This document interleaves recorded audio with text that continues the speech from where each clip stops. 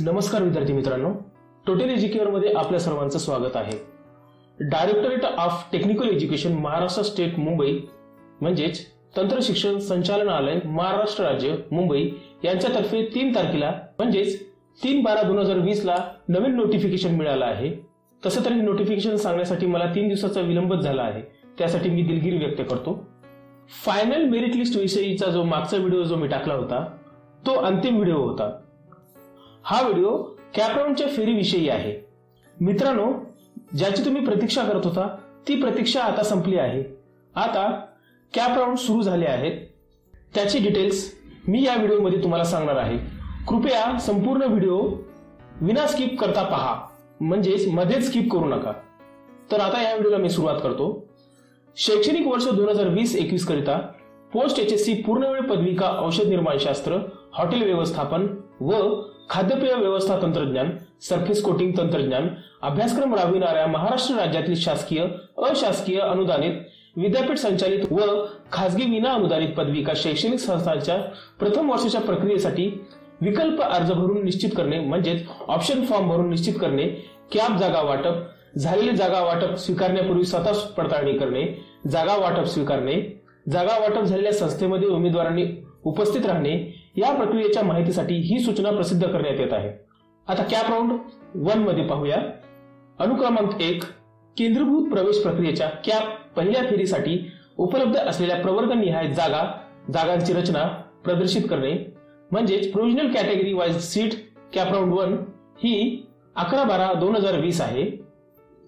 Number 2, केंद्रीभूत प्रवेश प्रक्रियेच्या म्हणजेच कॅपच्या पहिल्या फेरीसाठी उमेदवाराच्या लॉग इन मधून पाठ्यक्रम व संस्था यांचा पसंतीक्रम असणारा ऑनलाईन विकल्प नमुना भरणे व त्यास निश्चित करणे म्हणजेच ऑप्शन फॉर्म भरणे। याची पहिली तारीख 12/12/2020 होती, आता अंतिम तारीख ही 14/12/2020 पर्यंत तुम्हाला ऑप्शन फॉर्म भरावा लागेल। नंबर 3, वाटप केलेली संस्था आणि पाठ्यक्रम दर्शवणारे केंद्रीभूत प्रवेश प्रक्रियेच्या म्हणजेच कॅपच्या पहिल्या फेरीसाठी तात्पुरते जागा वाटप प्रदर्शित करणे म्हणजे display of provisional allotment of cap round 1 ही याची तारीख आहे 16/12/2020। नंबर 4, प्रवेश प्रक्रियेच्या म्हणजेच कॅपच्या पहिल्या फेरीसाठी वाटप करण्यात आलेल्या जागेची उमेदवाराने त्याच्या किंवा त्याच्या लॉग इन द्वारे स्वीकृती करणे। त्यामध्ये ए, उमेदवारांनी त्याला किंवा तिला पहिल्या कॅप फेरीमध्ये दिलेले जागा वाटप हे नियमानुसार आहे किंवा नाही याची पडताळणी स्वतः करावी।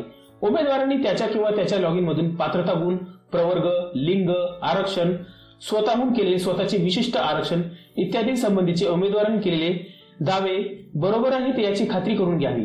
तसेच त्याने किंवा तिने दाखल केलेले दावे योग्य व बरोबर असल्याबाबतचे सुसंगत कागदपत्रे अपलोड केलेले आहेत याची खात्री करावी। बी, जर उमेदवाराला उमेदवारी अर्जाच्या नमुन्यात केलेल्या दाव्याच्या आधारे केलेले जागा वाटप व त्याने केलेला दावा हा योग्य नाही असे आढळून आले आणि त्याला त्याची चूक दुरुस्त करण्यासाठी माहिती पुस्तिकेमधील नियम 9 पोट नियम 4 च्या खंड ड नुसार चुका दुरुस्त करण्याचे प्रयोजन उमेदवाराने त्याच्या लॉग इन मध्ये ई स्क्रुटिनी पद्धत किंवा प्रत्यक्ष स्क्रुटिनी पद्धत याद्वारे तक्रार किंवा हरकत नोंदवावी। सी, ज्या उमेदवारास पहिल्या कॅप फेरीमध्ये त्याच्या विकल्प नमुन्यातील पहिल्या पसंती क्रमांकाच्या जागेचे म्हणजेच ऑटो फ्रीज्ड वाटप झाले असेल अशा उमेदवारांनी वाटप झालेली जागा स्वीकारणे आवश्यक आहे व असे उमेदवार जागा स्वीकृती शुल्क ऑनलाईन पद्धतीने भरणा करतील। असे उमेदवार केंद्रीभूत प्रवेश प्रक्रियेच्या म्हणजेच कॅप पुढील फेरीमध्ये सहभागी होण्यास पात्र नसतील। डी, ज्या उमेदवारास पहिल्या कॅप फेरीमध्ये त्याच्या विकल्प नमुन्यातील पहिल्या पसंती क्रमांकाखेरीज इतर पसंती क्रमांकाच्या जागेचे वाटप झालेले आहे व ती जागा त्याच्या लॉग इन मधून स्वतः फ्रीज्ड केली आहे अशा उमेदवारांनी वाटप केलेली जागा स्वीकारणे आवश्यक आहे व असे उमेदवार जागा स्वीकृती शुल्क ऑनलाईन पद्धतीने भरणा करतील। असे उमेदवार केंद्रीभूत प्रवेश प्रक्रियेच्या कॅप पुढील फेरीमध्ये सहभागी होण्यास पात्र नसतील। उमेदवाराने हा पर्याय काळजीपूर्वक वापरला पाहिजे। ई, ज्या उमेदवारांना त्याच्या विकल्प नमुन्यातील पहिल्या पसंती क्रमांकाखेरीज इतर पसंती क्रमांकाच्या जागेचे वाटप झाले आहे व जे उमेदवार पुढील फेरीमध्ये वरच्या पसंती क्रमाची जागा मिळवण्याकरिता सहभागी होण्यास इच्छुक असतील अशा उमेदवारांनी पहिल्या फेरीमध्ये मिळालेल्या जागेचा बेटरमेंट पर्याय निवडून स्वीकार करणे आवश्यक आहे व असे उमेदवार जागा स्वीकृती शुल्क ऑनलाईन पद्धतीने भरणा करतील। पहिली तारीख होती 17/12/2020, आता अंतिम तारीख आहे 18/12/2020। नंबर 5, केंद्रभूत प्रवेश प्रक्रियेच्या कॅप पहिल्या फेरीनंतर जागा वाटप झालेल्या संस्थेमध्ये उपस्थित राहणे आणि आवश्यक कागदपत्रे व शुल्क भरून प्रवेशाची निश्चिती करणे. टीप यासाठी टीप आहे ए. उपरोक्त 4C व 4D नुसार जागा स्वीकारलेल्या उमेदवारांनी प्रवेशाच्या निश्चितीकरणासाठी जागा वाटप केलेल्या संस्थेमध्ये उपस्थित राहणे अनिवार्य आहे. बी. संस्था आवश्यक कागदपत्रांची पडताळणी करेल व उमेदवाराचा प्रवेश ऑनलाईन प्रणालीत संस्थेच्या लॉगिन मधून ताबडतोब अपलोड करेल व उमेदवारास प्रवेशाच्या पुष्टीसाठी ऑनलाईन प्रणालीतून मिळणारी पावती व शुल्क भरल्याची पावती देईल. जर संस्थेला उमेदवाराच्या अर्जाच्या नमुन्यात केलेल्या दाव्याच्या आधारे केलेले जागा वाटप व त्याने केलेला दावा योग्य नाही असे आढळल्यास संस्थेने अशा उमेदवाराचा प्रवेश निश्चित करू नये आणि अशा उमेदवाराने त्यांच्या लॉगिन मधून ई स्क्रुटिनी पद्धत किंवा प्रत्यक्ष स्क्रुटिनी पद्धत याद्वारे तक्रार हरकत नोंदवावी. याची पहिली तारीख 17/12/2020 होती. आता अंतिम तारीख आहे 19/12/2020 सायंकाळी 5 वाजेपर्यंत. Cap round 2. नंबर 6, केंद्रभूत प्रवेश प्रक्रियेच्या कॅप दुसऱ्या फेरीसाठी रिक्त जागा प्रदर्शित करणे म्हणजे display of provisional vacants seats for CAP round 2 20/12/2020 रोजी प्रदर्शित होईल. नंबर 7, केंद्रभूत प्रवेश प्रक्रियेच्या म्हणजेच कॅपच्या दुसऱ्या फेरीसाठी उमेदवाराच्या लॉगिन मधून पाठ्यक्रम व संस्था यांचा पसंतीक्रम असणारा ऑनलाईन विकल्प नमुना भरणे व त्यास निश्चिती करणे 21/12/2020 ते 22/12/2020. नंबर 8, वाटप केलेली संस्था आणि पाठ्यक्रम दर्शविणारे केंद्रभूत प्रवेश प्रक्रियेच्या म्हणजेच कॅपच्या दुसऱ्या फेरीसाठी तात्पुरते जागा वाटप प्रदर्शित करणे 24/12/2020. नंबर 9, प्रवेश प्रक्रियेच्या कॅपच्या दुसऱ्या फेरीसाठी वाटप करण्यात आलेल्या जागेची उमेदवाराने त्याच्या किंवा त्याच्या लॉगिनद्वारे स्वीकृती करणे. यासाठी टीप दुसऱ्या फेरीमध्ये सहभागी होण्यासाठी पात्र असलेल्या उमेदवारांपैकी ज्यांना पहिल्यांदाच जागा वाटप झालेले आहे असे सर्व उमेदवार वरील 4क नुसार स्वयं पडताळणीनंतर जागेचा स्वीकार करू शकतील. दुसऱ्या फेरीत पहिल्यांदाच जागा वाटप झालेल्या उमेदवारांनी जागा स्वीकृती शुल्क ऑनलाईन पद्धतीने भरणा करावी. याची पहिली तारीख 25/12/2020 होती. आता अंतिम तारीख 28/12/2020 असेल. नंबर 10, केंद्रभूत प्रवेश प्रक्रियेच्या दुसऱ्या फेरीनंतर जागा वाटप झालेल्या संस्थेमध्ये उपस्थित राहणे आणि आवश्यक कागदपत्रे व शुल्क भरून प्रवेशाची निश्चिती करणे. यामध्ये टीप द्वितीय फेरीमध्ये पात्र उमेदवारांपैकी ज्या उमेदवारास प्रथमच जागा वाटप करण्यात आली आहे किंवा जागा वाटपात सुधारणा झाली आहे किंवा या फेरीमध्ये जागा वाटपात सुधारणा झाली नाही किंवा आधीच्या वाटप केलेल्या जागेमध्ये कोणताही बदल झालेला नाही असे जागा वाटप अंतिम असेल. प्रवेशाच्या पुष्टीकरणासाठी अशा उमेदवारांनी वाटप केलेल्या संस्थेमध्ये उपस्थित राहणे अनिवार्य आहे. याची पहिली तारीख 25/12/2020 होती. आता अंतिम तारीख 29/12/2020 सायंकाळी 5 वाजेपर्यंत असेल. आता नंबर 1, सर्व संस्थांसाठी शैक्षणिक उपक्रमांची सुरुवात 21/12/2020. नंबर 2, शैक्षणिक वर्ष 2020-21 साठीच्या सर्व प्रकारच्या प्रवेशासाठी कट ऑफची तारीख 7/1/2021 तारीख असेल. नंबर 3, संस्थांसाठी डेटा अपलोड करण्याची शेवटची तारीख प्रवेशित झालेल्या उमेदवारांचा तपशील 8/1/2021 रोजी प्रदर्शित होईल. आता महत्त्वाच्या टीप पाहूया. नंबर 1, अंतिम गुणवत्ता यादीमध्ये ज्यांची नावे नोंदली गेली आहेत अशा सर्व प्रकारच्या उमेदवारांना केंद्रभूत प्रवेश प्रक्रियेसाठी म्हणजेच कॅपद्वारे प्रवेशासाठी विचारात घेतले जाईल. नंबर 2, संस्था स्तरावरील कोट्यामध्ये व कॅप नंतर रिक्त राहिलेल्या जागात प्रवेश घेण्यास इच्छुक उमेदवारांनी ई स्क्रुटिनी पद्धत किंवा प्रत्यक्ष स्क्रुटिनी पद्धत याद्वारे नोंदणी, कागदपत्रांची पडताळणी व अर्ज भरल्याची निश्चिती करणे आवश्यक आहे. अशा उमेदवारांनी प्रवेशासाठी संस्थांमध्ये स्वतंत्रपणे अर्ज करणे आवश्यक आहे. अशा उमेदवारांची गुणवत्ता यादी संस्था पातळीवर संस्थेद्वारे तयार केली जाईल. उमेदवारांना महत्त्वाच्या सूचना पाहूया. नंबर 1, एकदा उमेदवाराने संबंधित प्रवेश फेऱ्यांसाठी त्याच्या किंवा तिच्या लॉगिनद्वारे ऑनलाईन विकल्प अर्जाची निश्चिती केली की उमेदवारास कोणत्याही परिस्थितीत सादर केलेला पर्याय प्राधान्य बदल करण्याची, रद्द करण्याची परवानगी दिली जाणार नाही. नंबर 2, संकेतस्थळावर प्रदर्शित करण्यात आलेल्या जागा वाटपाच्या यादीमध्ये उमेदवारांना देऊ करण्यात आलेल्या तात्पुरत्या जागांचे वाटप दर्शवण्यात येईल. या संदर्भात उमेदवारांशी व्यक्तिशः कोणत्याही पत्रव्यवहार केला जाणार नाही किंवा त्यांना जागा वाटप पत्रे पाठविली जाणार नाहीत. नंबर 3, ज्या उमेदवारास जागेचे वाटप करण्यात आलेले असेल अशा उमेदवारांनी तात्पुरते जागा वाटप पत्र संकेतस्थळावरून त्यांच्या लॉगिन मधून डाउनलोड करून घ्यावे. नंबर 4, सर्व उमेदवारांसाठी जागा स्वीकृती शुल्क ₹1000 एवढे आहे. उमेदवाराला जागा वाटपानंतर कागदपत्राच्या पहिल्या स्वयं पडताळणी दरम्यान जागा स्वीकृती शुल्क भरावे लागते.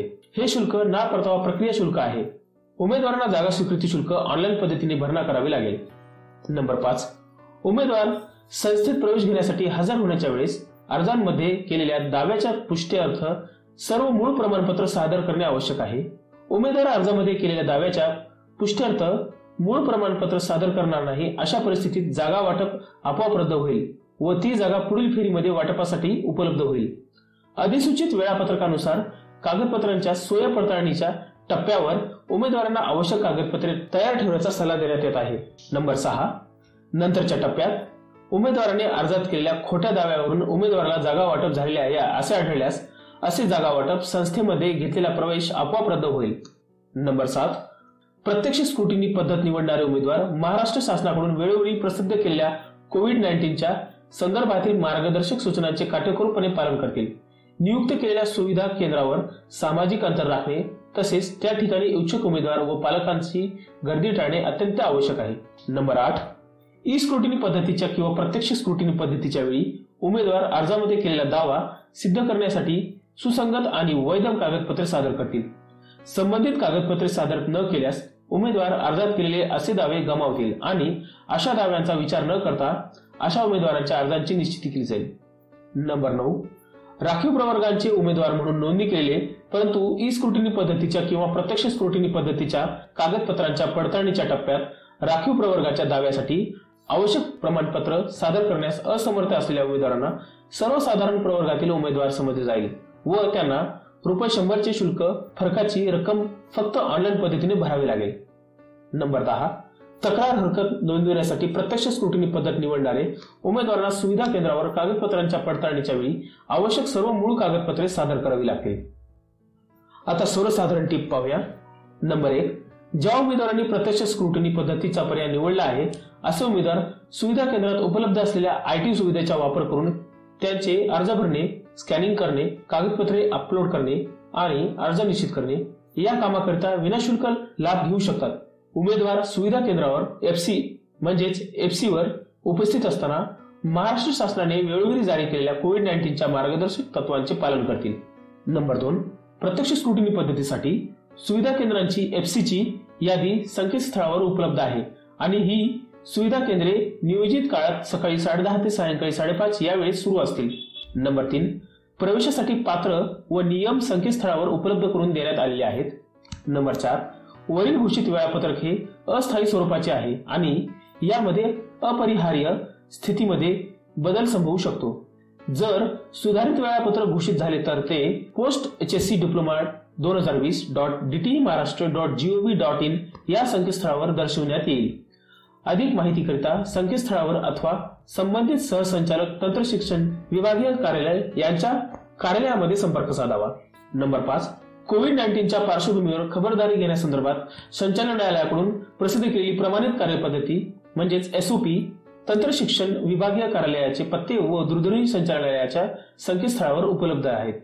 नंबर 6. चौकशीकरिता व IT सुविधेकरिता जवळच्या सुविधा केंद्राशी संपर्क साधावा. नंबर 7. मदकक्ष क्रमांक 93 220 83 443 आणि 93 263 94 907 सकाळी 10 ते संध्याकाळी 6 या वेळेस सुरू असतील. तर मित्रांनो, अशा प्रकारे होती कॅपराऊंडची सविस्तर माहिती. जर तुम्हाला काही तक्रार किंवा काही अडचण असेल तर मला कमेंटमध्ये विचारू शकता आणि अशा प्रकारचे आणखी नोटिफिकेशन मिळवण्यासाठी चॅनलला सबस्क्राईब करून बेल आयकॉन दाबा म्हणजे यापुढील नोटिफिकेशन्स तुम्हाला मिळतील. धन्यवाद.